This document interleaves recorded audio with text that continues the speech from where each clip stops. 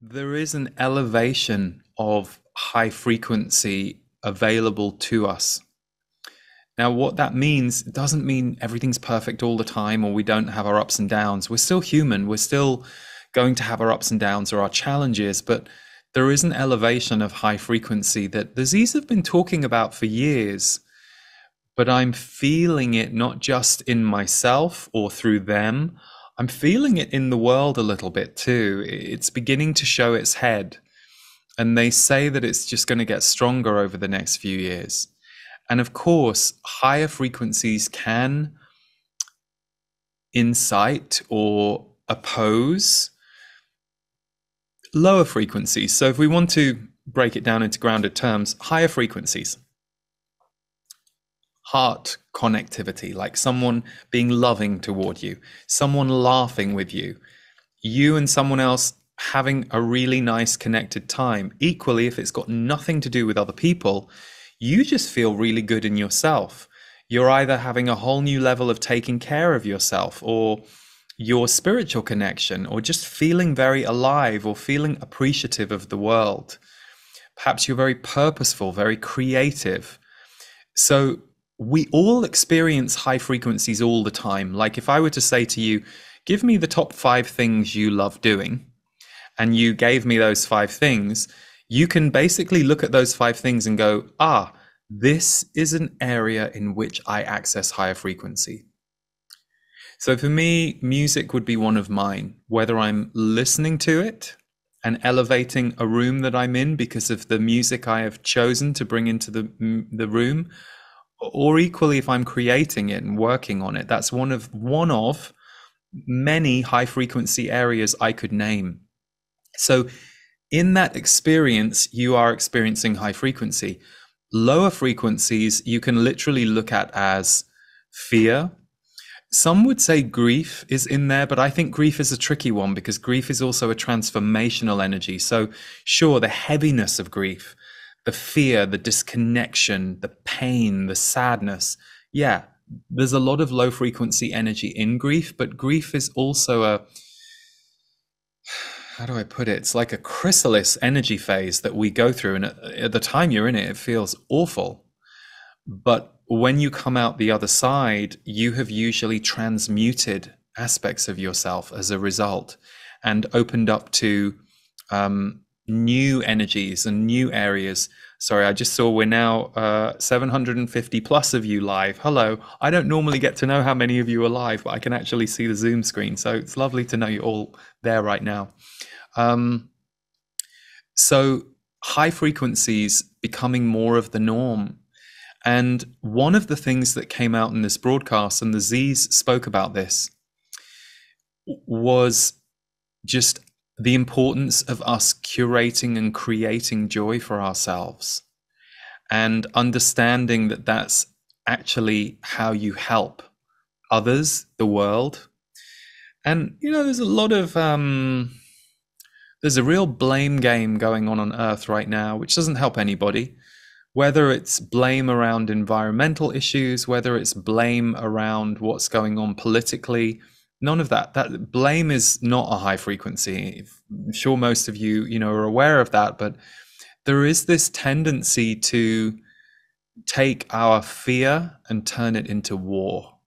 War against one another, war against life itself, war against the earth. And I will say that the one thing that has really shifted my perspective all of these years with the channeling and getting to feel and see and perceive the world more through that lens than I used to be able to is I just know that we're here right now, and that's the one guarantee that any of us have. So I'm not saying don't be a steward of the future. If you're somebody who's here with the wherewithal, the passion, perhaps the knowledge, perhaps the skill to be one of the people to look at what's going on environmentally and see how we can help the planet to survive and educate we the humans. But I'll also say that we're slightly gridlocked as well. We have a gridlock right now with the powers that be. And part of what the Z's have said is that we're at this time where people and governments have to get closer together than they are. And that's not an easy path. And we've certainly seen quite the opposite of that demonstrated in the last few years. So I know we're in for more layers of that journey and that story. But the reason I bring it back to we're alive right now is because that's where you access joy and presence. So it's not to bypass problems. It's not to say, oh, I'm just going to put my head in the sand and just be in joy. Because for most of us, that won't feel true or right. Most of us will go, oh, I'm going to feel in joy and I'm going to feel in presence. And now I felt that, oh, I can see there's an area I could help. Oh, that person needs something. Okay, well, I can give that because my cup is full. My cup floweth over, so I can share. And because I understand that there isn't only one of us here, we're this world, we're connected. Some people say there's only one of us here, meaning we are all connected. Because I understand that principle, I'm going to extend myself in whatever way I can to connect and to help. But I think there is a tendency that many of us have been encouraged into of living in the doom and gloom of what we're told outside ourselves, because we have left our souls outside our bodies in some way, and we've let other people dictate to us how we should feel, what we should do, what we should think. And by all means, we're going to have a little bit of that. That's going to be part of the human journey, but it shouldn't be dominant. It shouldn't be dominant. Then we're kind of dead. We're dead to ourselves, and we're just playing out what everyone else is telling us we should be doing, should be feeling, should be thinking. And the Z's are very adamant about the fact that we're here to create and generate something new. So the best thing that you or I or any of us can do right now is to figure out what is high frequency for me. How can I become it more, on the understanding that if I become it more, it will be beneficial to others as well. Not just me, it will also be beneficial to others. Even if you are an introvert who doesn't want to see another human being as long as you live, you will have a vibration that will come out of you, and that little log cabin that you managed to find out in the woods, miles and miles and miles and miles away from anybody, that log cabin that James Bond sometimes turns up at in some of those films I've seen. But anyway, that's a whole other story. Apart from him bothering you on a snowmobile, you'll be fine out there, and your vibrational emanation will have an effect. It will have an effect on all of the nature and the land and the energy around you, and also anybody who knows you. They say that, the Z's say that people who we have been connected to, who are still alive and we're still alive, we have some kind of energetic relay with them. Meaning some friend you haven't seen for 20 years, if they go through a big growth, on some level we feel a ripple effect of it. Doesn't mean we're overly involved in it or we need to worry that we need to break an attachment. It's nothing like that. They just say that we are all far more connected in this fabric than we realize. I hope you can join me for Rebirth 2023. This will be our 6th year of holding a rebirth experience in January.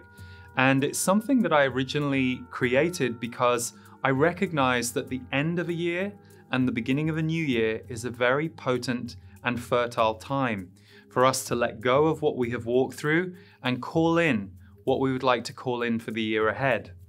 So as well as practical and grounded guidance around how we do that and open to that, I also bring in my guides who will be very specifically working with the energy of 2023 and what we are about to walk into to help us center, ground, but also call in what it is that we want to next create. The rebirth experience is very multidimensional. We have everything from Qigong to dance to channeling to grounded teaching to energy exercises to meditations to music. We try and bring you as much as we possibly can in as rounded an experience as we can offer so that you can really immerse yourself in one of the themes for this year, which is renew your soul. It's something we all need to do on a daily, weekly, monthly basis. So a huge focus of Rebirth this year is renew your soul And the other side of it is chart your path, helping you to map out the year that you're walking into with intention, with clarity, and with joy. So we look forward to you joining us for Rebirth 2023, where you can renew your soul and chart your path.